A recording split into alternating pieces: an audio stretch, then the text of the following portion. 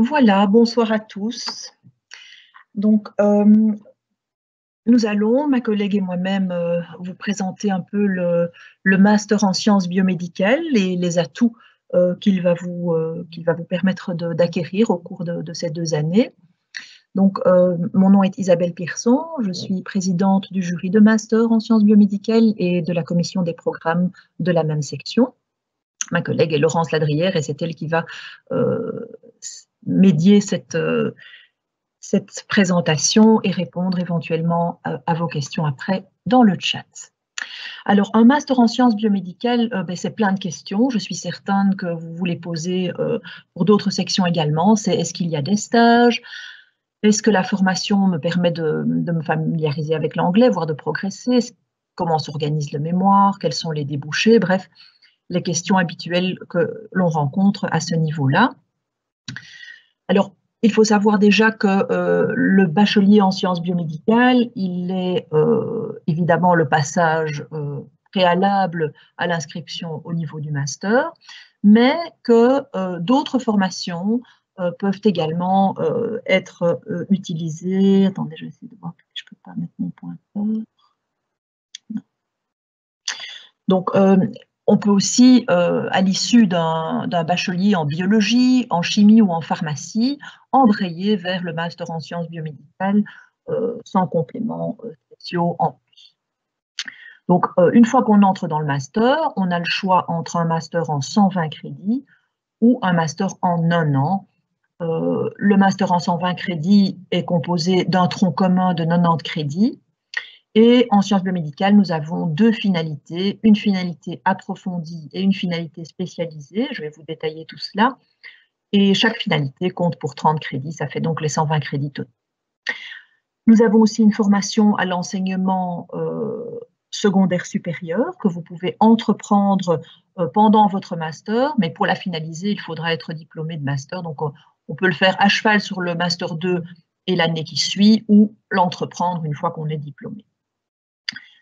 Le master en 120 crédits est le seul des 2 qui permet d'accéder ensuite à un doctorat. Alors, quels sont les points forts de l'ULB et de cette formation? C'est une formation polyvalente jusqu'à la fin de la 2e année du master qui vous propose des liens permanents avec la recherche fondamentale ou la recherche clinique dans les différentes disciplines de votre formation. L'immersion professionnelle est avantagée, est vraiment encouragée avec des stages qui ont lieu au cours des 2 années pour à peu près 50 crédits au total. Les cours et les stages se donnent parfois en anglais, certains d'entre eux, pas tous. Et il y a aussi des classes inversées et des cours donnés sous forme de modules. Alors, on va voir tout ça en détail. La structure du master en 2 ans est la suivante. Donc, elle se répartit sur les 2 blocs, le bloc 1 et le bloc 2, avec la finalité, donc approfondie ou spécialisée, qui, pour le moment, se déroule en master 2. Le master en 60 crédits regroupe le premier quadrimestre du bloc 1 et la finalité spécialisée dans le second quadrimestre pour une année donnée entièrement en anglais. Alors, ces finalités dont je vous parle ici d'abord en très résumé, qu'est-ce qu'elles vous permettent d'acquérir? La finalité approfondie va vous diriger et va vous former en recherche fondamentale. Vous aurez l'occasion de suivre des séminaires internationaux et de vous former dans des nouvelles technologies. La filière spécialisée, en résumé, se centre plus vers une recherche translationnelle. Vous aurez des notions de recherche préclinique et clinique, et également un volet plus économique parce qu'une partie de la formation est interdisciplinaire en commun avec la faculté de Solvay. Alors, pour un descriptif un peu plus détaillé, on va prendre quadrimestre par quadrimestre pour que vous voyez un petit peu comment ça s'organise. Au premier quadrimestre, on est toujours dans le tronc commun, puisque le bloc 1 est le tronc commun de la formation. C'est là que vous allez retrouver les cours qui se donnent en anglais. Vous aurez de la génétique, de l'oncologie, de la biologie du développement, un cours sur les cellules souches, de la communication scientifique, de la biologie clinique, de la bioinformatique, une première partie de cours de neurosciences et des cours de développement thérapeutique, pharmacologique et de statistique. Ensuite, dans ce premier quadrimestre, on a un premier stage d'immersion professionnelle de 1 mois et une journée de découverte des professions. Au cours du deuxième quadrimestre, vous aurez des cours en français dont la particularité est que pour bon nombre d'entre eux, c'est le cas pour par exemple le cours d'immunomicrobio ou modèles cellulaires et animaux et neurosciences 2, on travaille sous forme de modules intégrés, c'est-à-dire un examen intégré sur des formations qui prennent d'une semaine complète pour le cours à 1 mois. Il y a aussi le cours de signalisation intracellulaire et des pathologies, et puis l'année se termine avec un second stage d'immersion professionnelle. On va détailler tout ça dans un instant. Donc ces fameux stages du bloc 1, ces 2 mois de stage d'immersion professionnelle, ils sont faits où et comment est-ce qu'ils s'organisent? 32 laboratoires existent à la faculté de médecine qui sont susceptibles de vous accueillir dans des thématiques très différentes. Cette recherche qui est pratiquée dans ces laboratoires est une recherche internationale de haut niveau où évidemment la pratique de l'anglais est quotidienne puisque les laboratoires sont peuplés de doctorants, post-doctorants, belges ou internationaux. Vous avez le choix du lieu de stage, tant par son sujet que par le laboratoire d'accueil. Et il est sanctionné par la rédaction d'un rapport scientifique qui est encadré par les promoteurs. Donc déjà 2 mois de stage au cours de ce Master 1. Ensuite, le Master 2 est essentiellement composé du mémoire de fin d'études et de la formation des différentes finalités. Le mémoire, à nouveau, c'est plus de 20 sujets différents par an qui sont proposés par les promoteurs des différentes unités de recherche. À nouveau, le mémoire se fait par immersion dans un laboratoire de recherche internationale où vous allez développer un sujet innovant, en étant bien sûr encadré par votre promoteur, encadré par des doctorants, mais le sujet de recherche sera un sujet nouveau. Vous allez répondre à vos propres questions dans la matière qui vous intéresse. Bien sûr, les questions aussi, vous êtes accompagnés pour les choisir, il n'y a pas à avoir de crainte par rapport à ça. L'avantage de ce mémoire, c'est aussi que nous bénéficions à la faculté de médecine d'une collaboration intense avec l'hôpital académique et donc beaucoup de nos chercheurs sont en étroite collaboration avec des unités de l'hôpital et que au sein du mémoire, évidemment, vous pratiquerez également l'anglais. Alors pour voir un peu plus en détail ces 2 finalités, je vais vous décrire les différents éléments que vous aurez l'occasion d'étudier ou auxquels vous aurez l'occasion de participer.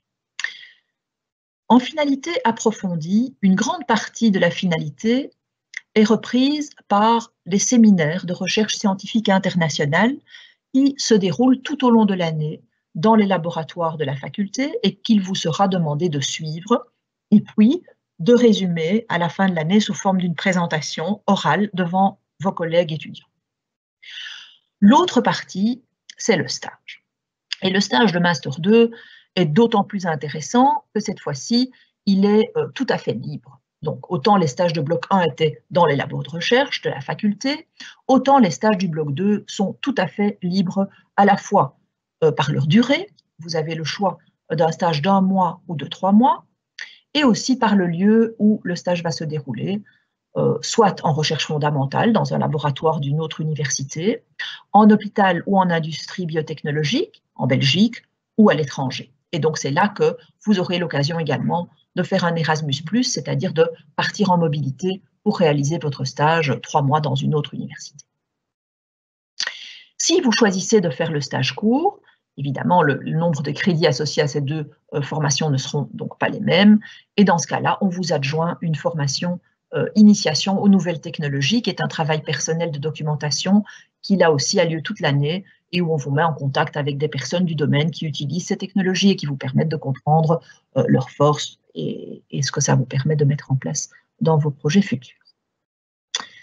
La finalité approfondie, c'est donc en résumé une formation à la recherche fondamentale où l'on vous encourage à obtenir, à créer ou à apprendre à mettre en place des démarches scientifiques rigoureuses. On vous apprend à la fois à être autonome dans votre travail, mais aussi à collaborer, à travailler en équipe. Vous avez cette approche technologique et bien sûr la formation en anglais qui est évidemment un grand plus.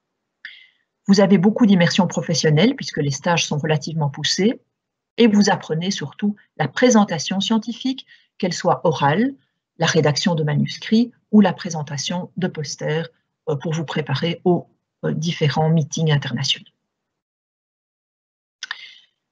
La deuxième finalité, c'est la finalité spécialisée en médecine translationnelle. Alors, au niveau de la structure, à nouveau, la médecine translationnelle, vous avez un stage au choix à réaliser de 1 mois ou de 3 mois. Les destinations ou les lieux de stage sont aussi variés que dans la finalité approfondie. Vous avez des stages en recherche, en hôpital ou à l'étranger, en Belgique ou à l'étranger. Et cette fois-ci, si vous choisissez le stage court, le complément consiste en quelques séminaires de recherche scientifique et ou clinique. Et donc, c'est à ce niveau-là que vous aurez la formation en séminaire. Il y en a un peu moins. Le travail à la fin de l'année est un peu moins copieux. Par contre, l'autre partie de la finalité, eh bien, c'est le module en médecine translationnelle qui se donne en anglais. Il est composé de 3 parties. Un cours de base de recherche préclinique et clinique, un cours de médecine translationnelle axé sur l'étude de cas dans différentes pathologies, fort proche de la recherche translationnelle en fait, et puis ce module interfacultaire et interdisciplinaire en médecine translationnelle qui vous donne des notions d'entrepreneurship et d'économie de la santé. Alors, le terme translationnel, évidemment, ça ne vous parle peut-être pas, mais vous comprendrez mieux avec cette dia. En fait, ce sont toutes les bases des notions qui sont nécessaires à la mise en œuvre des soins de santé à tous les niveaux des formations. Donc, vous aurez une formation en recherche, évidemment, mais aussi vous apprendrez à comprendre comment se développe, parce que c'est vraiment une thématique récente, la médecine personnalisée, c'est-à-dire ne plus voir le patient comme un malade, avec une maladie qui serait la même pour tout le monde, mais comprendre que la personne, avec son génome, ses particularités, ses forces et ses faiblesses, va vivre sa maladie d'une façon différente au niveau génétique, et donc comprendre que la maladie de ce patient-là est la manière dont on peut développer des thérapeutiques pour le patient et non pas pour la maladie en général. Donc, on est plus ciblé. Vous comprendrez aussi, par le fait d'avoir le cours avec Solvay, que vous bénéficierez aussi d'une formation dans les enjeux économiques des soins de santé. L'immersion professionnelle est également importante puisque vous avez les stages et dans les aspects translationnels de recherche qui seront évoqués, vous pourrez couvrir des thématiques comme l'oncologie, la cardiologie, l'immuno, l'entérologie, la gastro-entéro ou l'endocrinologie. Donc vous voyez que les thématiques sont fort variées. Le stage en bloc 2, je vous en parlais il y a quelques minutes, vous avez le choix de le faire à l'étranger et les dernières années, des étudiants en sciences biomédicales se sont rendus grâce à des bourses parfois Erasmus+, ou par leurs propres moyens dans différentes villes européennes. Ils ont également réalisé leur stage dans des hôpitaux, par exemple à l'hôpital des enfants UDEF de Bruxelles ou au CH de Liège, ou dans des dans des petites entreprises biotechnologiques, par exemple dans le bioparc de Gosselies ou dans des industries pharmaceutiques plus réputées. L'avantage des années qui viennent, puisque bon, vous allez seulement entamer votre master, c'est que depuis peu, des collaborations européennes se mettent en place. L'ULB est en train de participer à des programmes CIVIS avec des universités européennes comme celle de Rome, de Madrid, de Stockholm. Et donc, ces programmes-là sont en train de s'enrichir et donc serviront aussi de pont pour les étudiants en sciences biomédicales pour rejoindre d'autres formations, d'autres universités, peut-être même pour des Erasmus de cours qui sont en train d'être réfléchis dans le cadre de ces formations. Voilà. Donc, un point important, évidemment, c'est cette formation. Et puis quoi? que vais-je devenir, quels sont les métiers que je pourrais utiliser, dans les métiers auxquels je pourrais accéder avec cette formation. Je suis un peu troublée parce que je vois que ma dia ne se voit pas en entier ici, mais donc, en fait, il faut savoir que les métiers de médecin, par exemple, ou quand vous faites le droit, évidemment, vous savez exactement vers quel métier vous allez. Avec une formation en sciences biomédicales, il faut bien vous dire qu'on vous donne les outils. Des outils pour une pensée scientifique, des outils pour comprendre les soins de santé et les métiers actuels, mais aussi les métiers d'avenir de toute cette thématique qui se développe à grande vitesse. La question qui m'est souvent posée, c'est où m'arrêter? Est-ce que je m'arrête après mon master, mon doctorat ou un post-doctorat? Ce qu'il faut savoir, c'est que les métiers auxquels vous aurez accès, les thématiques des différents métiers seront les mêmes. Ce qui va être, disons, à la grosse louche, hein, pas tout à fait les mêmes, bien sûr, mais en tout cas, les thématiques seront les mêmes. Mais ce qui va être modifié par votre degré de formation, c'est le degré de responsabilité que vous allez avoir dans le domaine choisi. Si vous sortez diplômé de master, eh bien, vous serez engagé avec un degré de responsabilité moindre que si vous avez pratiqué pendant 4 ans, 5 ans un doctorat ou même un postdoctorat à l'étranger, ça va de soi. Les métiers qui vous sont accessibles, et ils sont résumés ici, bien sûr, ce n'est pas exhaustif. Vous pouvez être professeur, chercheur à l'université ou dans des centres de biotechnologie. Vous pouvez travailler dans les firmes pharmaceutiques ou les entreprises de biotechnologie à différents niveaux, à nouveau, les cadres de chercheurs, de représentants. Vous pourrez aussi avoir un métier d'écrivain scientifique, travailler dans les hôpitaux, à la Croix-Rouge ou expert pour différentes associations, compagnies, ministères ou autres associations de la santé. Et vous pourrez enseigner, on n'en a pas beaucoup parlé, mais contrairement aux biologistes ou aux chimistes, vous avez l'avantage de pouvoir enseigner dans le secondaire supérieur dans les 2 thématiques quand vous sortez des sciences biomédicales. Et vous pourrez être employé dans des laboratoires de génétique, de criminalistique, de biologie clinique, également à différents niveaux de responsabilité.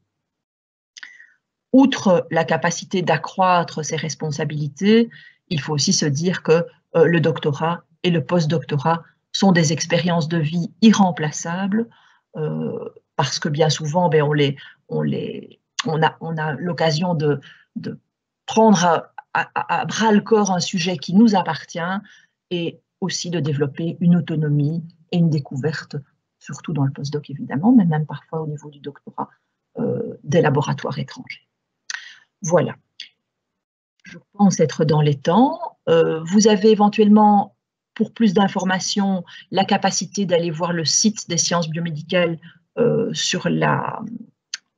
par Internet, en fait, sur le site de l'ULB, où vous aurez plus de détails quant à la formation et le doctorat et éventuellement des contacts plus précis. Et si vous avez des questions, bien, je me tiens à votre disposition pour répondre à quelques-unes maintenant s'il y en a et qu'on veut bien me les lire à partir du chat. On a encore 2 petites minutes. Ou bien sinon, ma collègue Laurence Ladrière vous renseignera dans la chatroom juste après cette présentation. Voilà.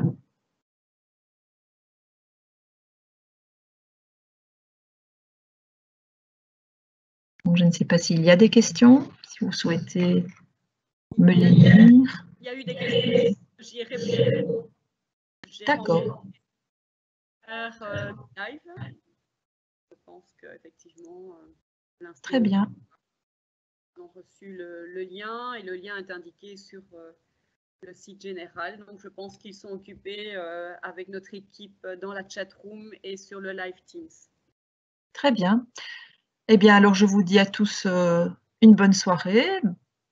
Je souhaite une bonne soirée aussi à mes collègues qui vont prendre la parole maintenant et je vous laisse. Voilà. Au revoir.